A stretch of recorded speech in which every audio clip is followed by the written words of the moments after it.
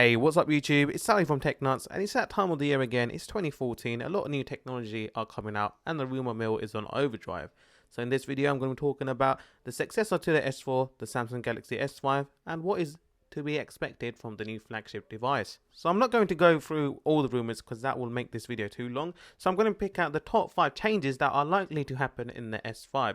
So the first one being, most importantly, the screen size. So the screen is most likely to retain the 1080p panel as seen with the S4. However, the screen size is going to be slightly bigger, measuring at 5.2 inches to 5.4.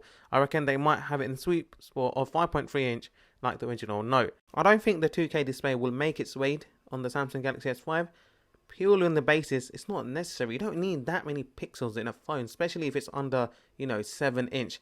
No way. I also believe that Samsung will hold out for the 2K display and put it in their new Samsung Galaxy Note 4, which will be coming out later on in the year.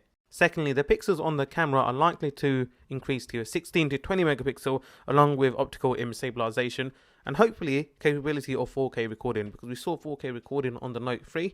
I don't see why the S5 won't have 4K recording at 30 frames per second. Maybe 60 if we're lucky. I haven't seen this rumor going around much, but I believe there might be inclusion of slow motion recording. Hopefully it will match the iPhone 5S 120 frames per second, but Samsung might even go one further and make it 240 frames per second slow motion recording. A lot of people were disappointed with the build quality on the S4, so I think they might have the same back cover the Note 3 currently has, so type of leather finish, and hopefully an aluminium body.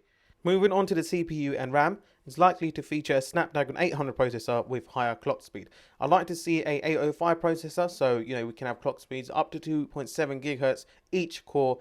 So a Snapdragon 805 processor equipped with the newest GPU, Adreno 420 GPU, and 3GB of RAM will be an absolute beast of a machine. It'll be more like a portable laptop in the palm of your hand. But realistically speaking, I think the S5 is coming out too soon, and it will come out with the Snapdragon 800 processor, which is not a slow processor by any stretch of the imagination.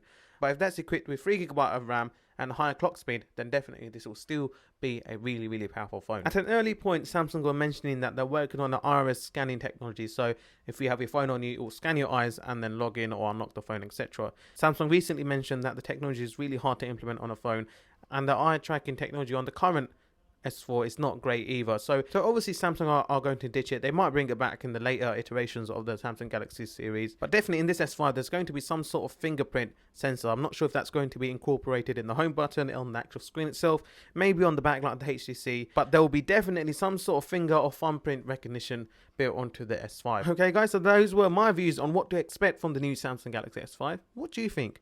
Let me know in the comment section below, and as always, I'll see you in the next video. Take care.